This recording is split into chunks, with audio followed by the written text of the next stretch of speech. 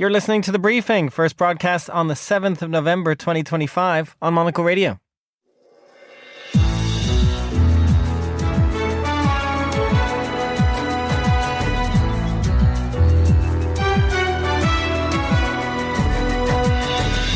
Hello and welcome to The Briefing. We're broadcasting live from Studio 1 here at Midori House in London. I'm Chris Chermak. Coming up on today's program, our own editorial director Tyler Brûlé will be joining us momentarily from Hong Kong. He's been taking the pulse of the city, including with its foreign correspondents. After that, to the Gulf region. From local makers to bold installations, design is taking centre stage in Dubai. But can it hold its own on the global stage? That is our own Gulf correspondent Inzamam Rashid, who's been at Dubai Design Week for us and will answer that question of whether Dubai can match European powerhouses in the world of design. We'll also get the latest news from Switzerland with Desiree Bandley, and finally, you can have a multi-destination vacation in the islands of the Bahamas. So we make sure that the images that you're seeing, the experiences, that content actually comes to life, and it's all about an immersive experience. We get a primer on tourism in the Bahamas with Tom Webb speaking to the Bahamas Tourism Director General at the World Travel Market in London. All that right here on The Briefing with me, Chris Chermak.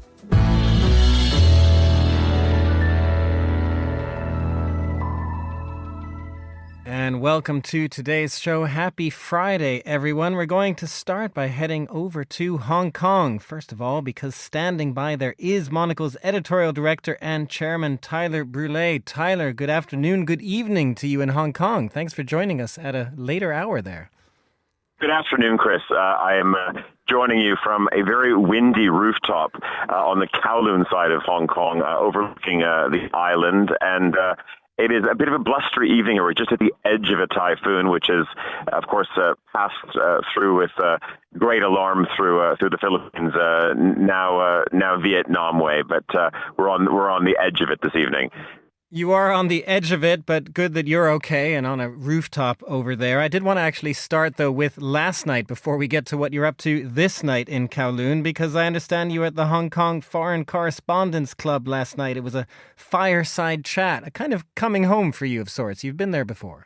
Yeah, absolutely. It was midday. They called it fireside. Listen, I thought I was signing up for something in the evening as well, but it turned out to be a luncheon. It was packed. I think it was probably the third time I'd done such an event at the FCC in Hong Kong, and great to be back. And it was a wonderful conversation with one of the editors from the South China Morning Post, and just talking about really everything we've been up to as a brand, but really a broader conversation about the state of journalism today, the state of being a news organization at an international level as we are, as much, of course, doing and sort of plying our trade in this part of the world as well.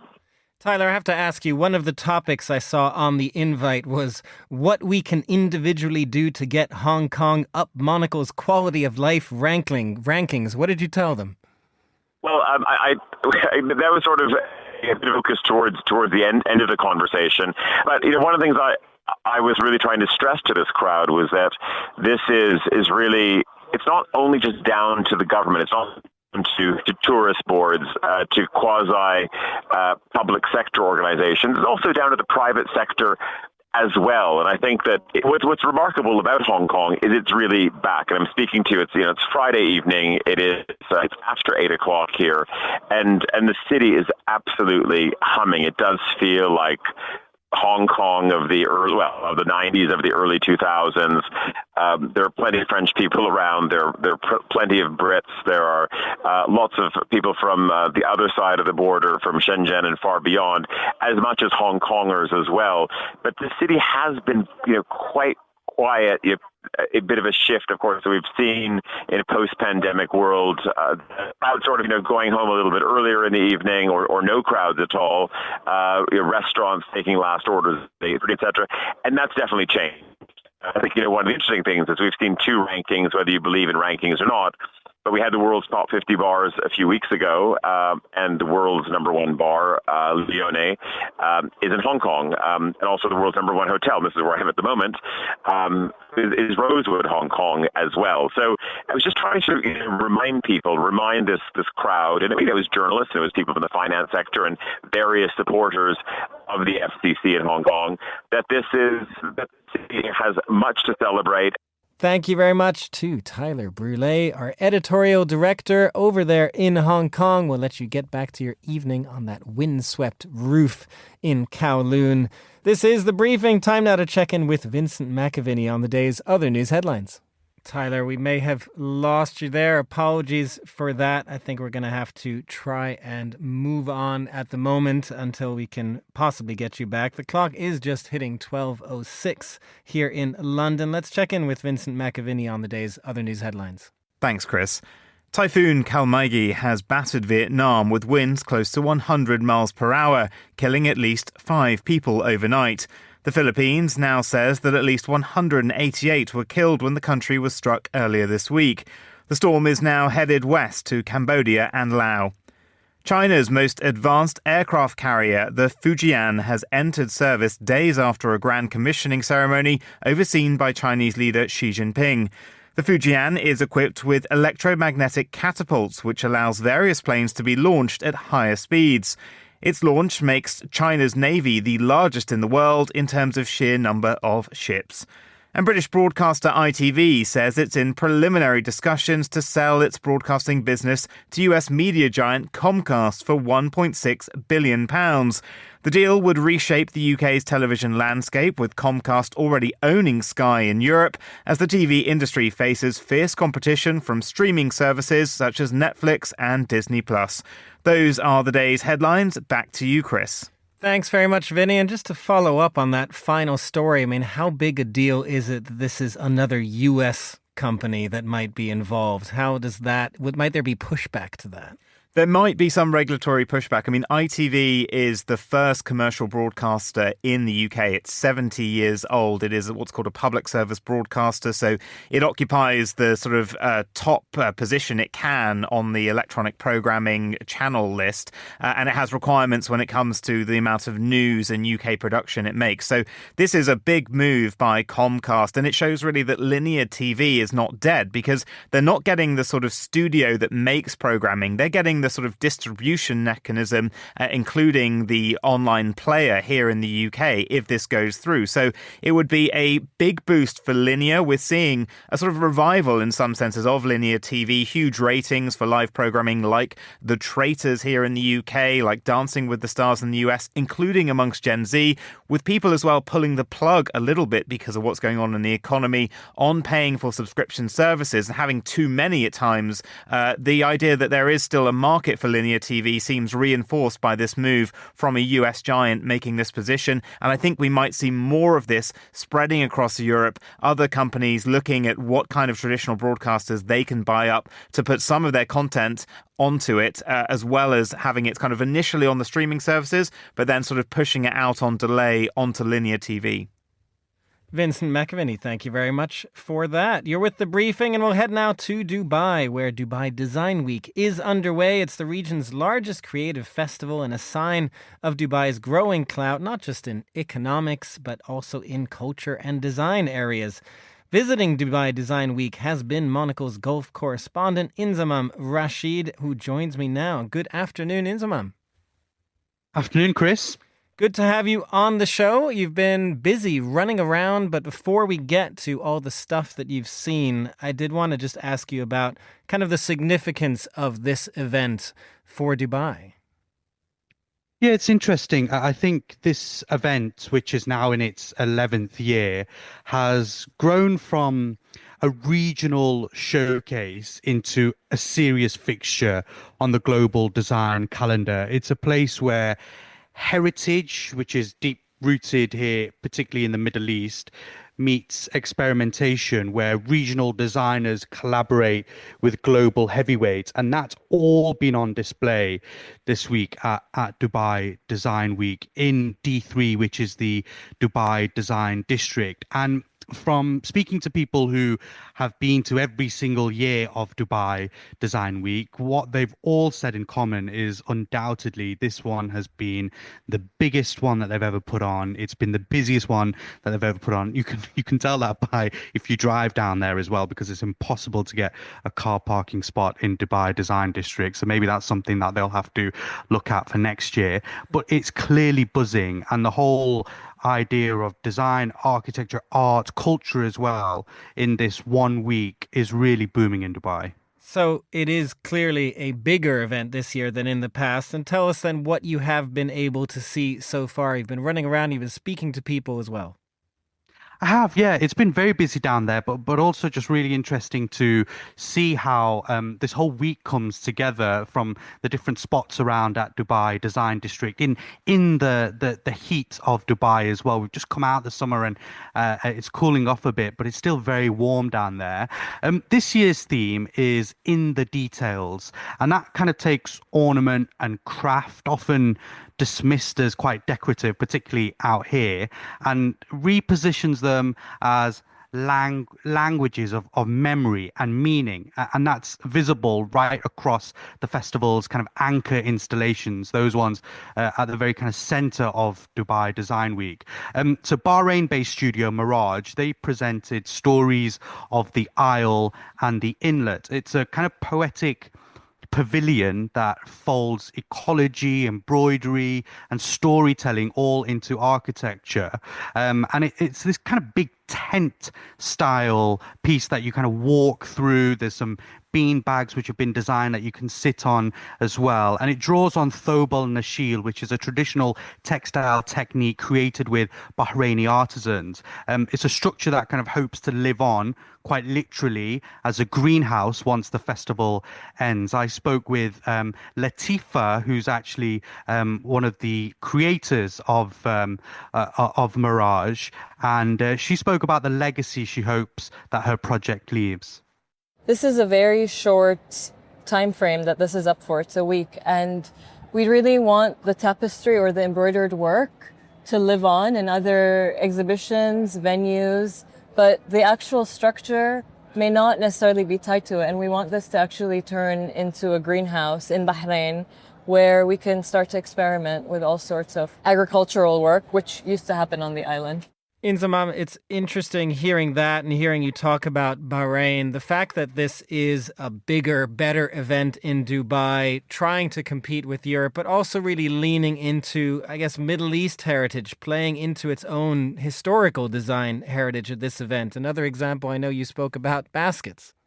Yeah, and that's hugely important, right? That isn't just focused on Dubai. They've actually taken in the wider GCC. Dubai is just purely a huge hub where people from right across the world, and particularly the Middle East, come to, and they've really put that on display throughout this week. And baskets, yeah, Design Lab Experience makes its debut with woven forests, and this again is very much at the center of Dubai Design District, an installation of suspended bamboo baskets and steel trunks inspired by the region's palm weaving traditions. It's like a poetic take on kind of how industry and nature can coexist. And I spoke to Marwan Malouf and asked him about the importance of the basket to the Middle East.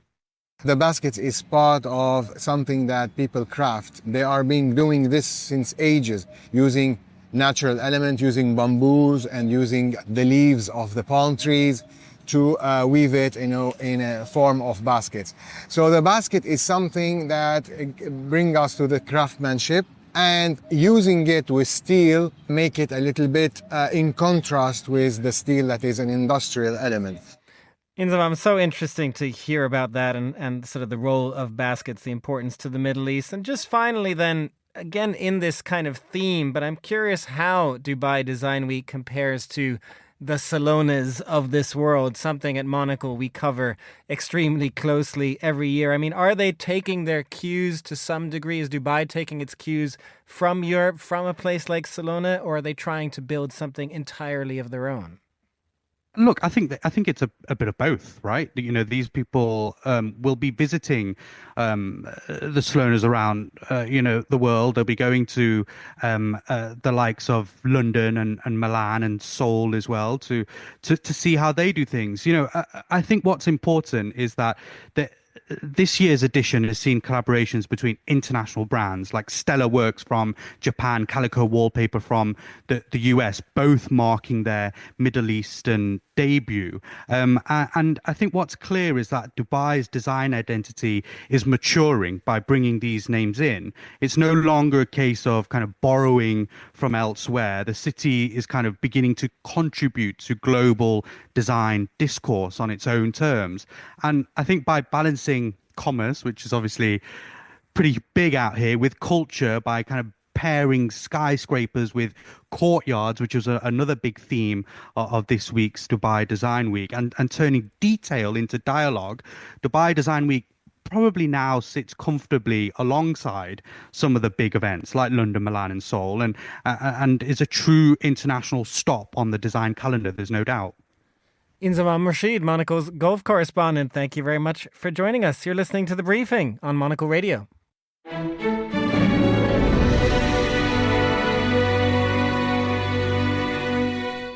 And it is coming up on 1316 in Zurich, which is where we head to next. Our studio at Dufourstrasse 90 is where we're heading to for a roundup of Swiss news. Monocle's Desiree Bandley is there. Desi, good afternoon, grüezi, although actually I should use my Austrian. Servus, Desi. Good afternoon, Chris. So there's no Swiss-Austrian fights for us this time like we've had on this show before. From what I see of your first story, frankly, Desi, you just want to gloat a little bit. We do, and there's always competition between us and the Austrians, so don't worry. We do. We were just announced as the most digitally competitive country. That's a study by the IDM Business School in Lausanne, where they compared this time 69 countries of how ready they are to use digital tools and ideas in the future, and we managed to be number one. That is something. Tell us why. So what they do, they go through like how skilled and prepared are people, how much a country develops new ideas, etc. And what they said about Switzerland is, first of all, we've got very well educated workers, and we can also attract talented people from outside the country. We have very good universities. We are politically and economically stable, and the companies here are very agile and innovative. So they said these are all very good points, which we are all very proud of. Okay, that's enough gloating from you about the Swiss over there, Desi. I do want to pick up on one point where I understand you did not do as well. I'm sure there's a lot of countries that are pretty far down on this list, but weak train Wi-Fi. Just tell me about that. Where was Switzerland on the train Wi-Fi? So basically, it's the general wireless broadband, right, which they measured. As I said, 69 countries, and we managed to be 55th. So did Austria get above you on the train Wi-Fi? No, Austria did 24th. Oh, and 24th. I want to say it's not only train Wi-Fi, but as a Swiss, and I love that also the newspapers here immediately picked up and were like, we know why we're so bad at this one. It's the trains. It's the trains because themselves. because obviously it also measures how good is the reception if you're like on a mountain or whatever. But we as Swiss, we know it's the trains, because either the Wi-Fi doesn't work, or if it does, it cuts off a lot. And I'm talking about trains between the big cities, Bern and Zurich. So we're not going up a mountain, which led to this discussion, at least within the country, to be like, yeah, it's the train Wi-Fi that makes us so badly in this very specific segment of the study. I love that. Okay, so all the Swiss are like, we know what this is. Who was actually best on Wi-Fi? So Wi-Fi best is the UAE, which is where, if we do top five, first of all, our neighbor Germany, which we're always happy to see, 45th. 45th. Okay, Austria beats Germany and Switzerland. Yes, Very excited by that. To be fair, we're so bad that everyone looks much better next to us. And then we've got number 5 is actually Poland. Estonia does 4, Hong Kong 3, Japan 2, and then, as I said, the UAE is number 1. Interesting. 2 places that we have already been to in this show, the UAE and Hong Kong. And always good connections. Always good connections. Let's move on to one other story, Desi. I find this interesting. FM radio, something one doesn't necessarily use anymore, but they're trying to keep it going in Switzerland. Well, this is actually very old ongoing discussions of, is it still necessary or not? The Parliament has decided many years ago that we want to shut it off by the end of next year, so end of 2026. The Swiss Broadcasting Corporation has already shut off all their channels. So if you want to listen to any kind of public radio station, you have to go through what's called DAB+, or like any kind of internet form. What comes out now is that they obviously lost a lot of listeners. So they did a study and found out that just in the German-speaking part, they lost 25% listeners. And in the other parts, French and Italian-speaking regions, even more, because there you have even more the influence of the French and Italian stations coming in. This is not... Sorry? I was just going to say, it is so interesting that there is such a drop in numbers. I mean, it just shows how many people still want something like FM radio. It does, and I think it also raises the point, because obviously so far only the public channels have switched, which if they lose listeners, it's bad, but it's not the end of the world. But now come the private radio stations saying, look, we need listeners, we need to sell advertisement, we can't do that if no one is listening to us. So basically they managed to come back into Parliament saying, hey, can we think about if we really want to switch that off? One chamber already said we want to keep it going longer than the end of 2026. And now this morning there was another discussion in the Council of States Committee, and they said, hey, we actually also want to keep it longer. One of the reasons is actually cars. So lots of cars still have only FM to listen to. And they also found out, in case of emergency, the beloved bunkers that we have so many, in lots of those, if there is anything and you have a radio there, you can only receive FM signals and not the new DAB+. That's so interesting. That's something like bunkers as well. So there's a security element in addition to everything else. Just finally, Desi, another story that you've brought for us. This is about a coin collection that has been buried. Have you been able to bid on any of these? Oh, I would love to, Chris. I would love to. Not sure. You don't have a spare? Cool. What's the amount here that they're bidding on? Oh, I mean, it depends. They have some that are cheap-ish. So basically, the interesting thing about this, they call it Traveler Collection, of an anonymous collector who went around the world in the 1930s, bought coins from more than 100 countries, took it back to Switzerland, and because he was scared that the Nazis were going to find it, he buried the whole collection in his garden, and he did it in nice little paper bags and then in like bigger metal tins, put it there. 50 to 60 years later, shortly before he died, he went up to his wife and was like, hey, I've got a collection there, which then they actually digged out, right? And it turns out it's more than 15,000 gold and silver coins, and the most valuable one they sold yesterday actually for more than 2 million Swiss francs. I understand it's a rare 1629 gold coin. It shows just how far back this collection went. Yeah, and that's also what like the person who was responsible to like set this all up worked on it a whole year to have it all ready and digitalized, and said the nice thing is that those coins obviously have not been in circulation for 50, 60 years. So that's what makes this whole collection so valuable. So, Desi, if you don't have a cool 2 million francs to spend on this, might you sort of, I don't know, get out a metal detector? Is everyone in Switzerland going to start like checking gardens? You know, we should, because apparently that's where the money lies. That's where the money is. Desiree Bandley in Zurich, Duferstrasse 90. Thank you very much for joining us. You're listening to The Briefing on Monocle Radio.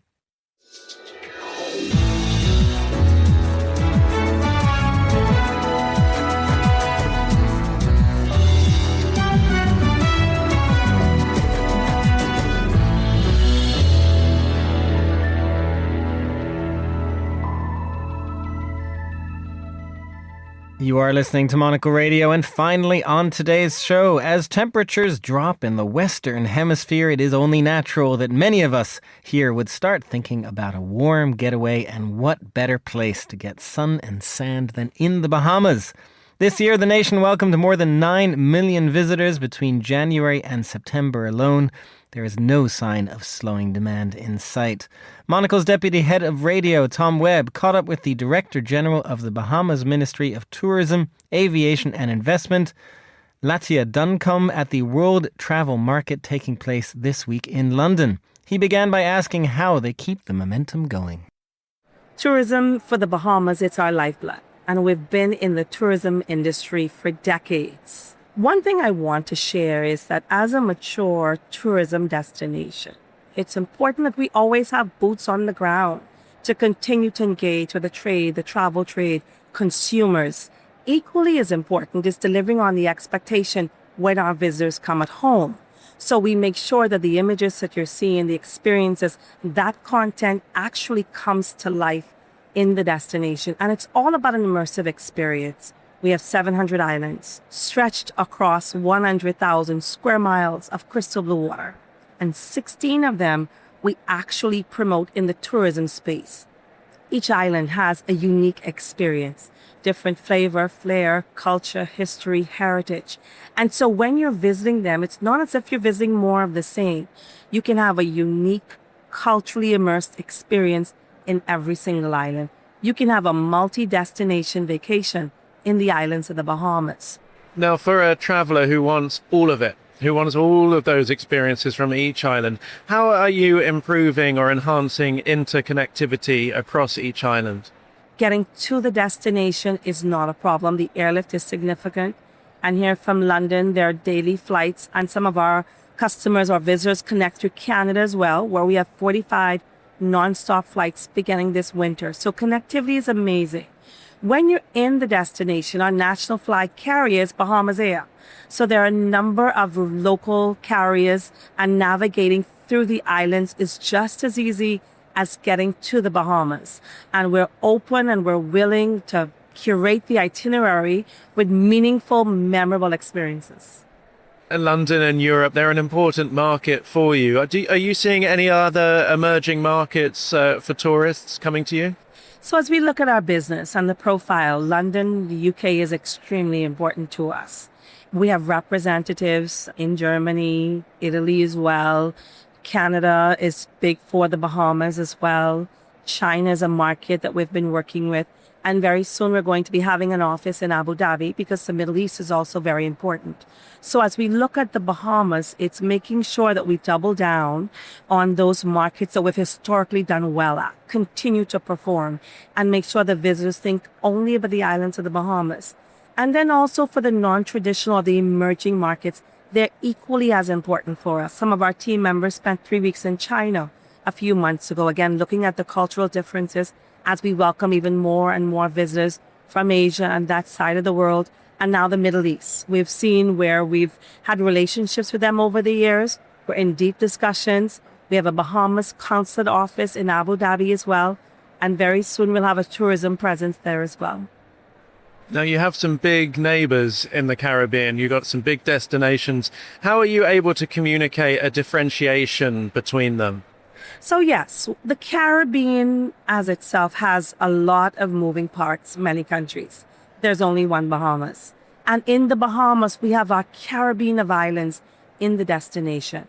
And the beauty of the islands of the Bahamas is the fact that you can have such an enriched, immersive, different experience across all of the islands. And that, for me, is what sets the Bahamas apart.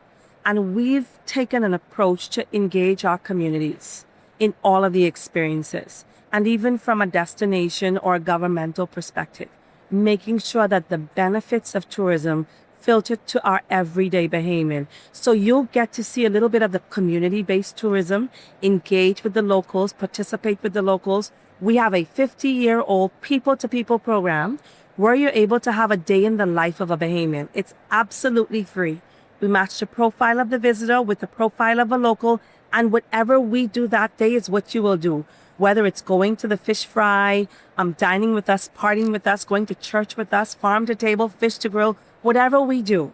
Day 1, it's a visitor and a local.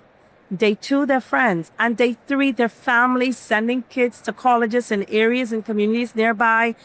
We are a warm, hospitable people, and we seek to share who we are with the world. We open our homes and also our hearts. That was Latia Duncombe of the Bahamas Ministry of Tourism, Aviation and Investment in conversation with Monocle's Tom Webb at the World Travel Market. Find out more by heading to bahamas.com. That's all the time we have for this edition of The Briefing.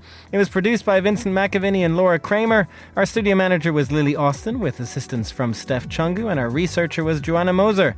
The Briefing is back on Monday at the same time. I'm Chris Chermak. Thanks very much for listening.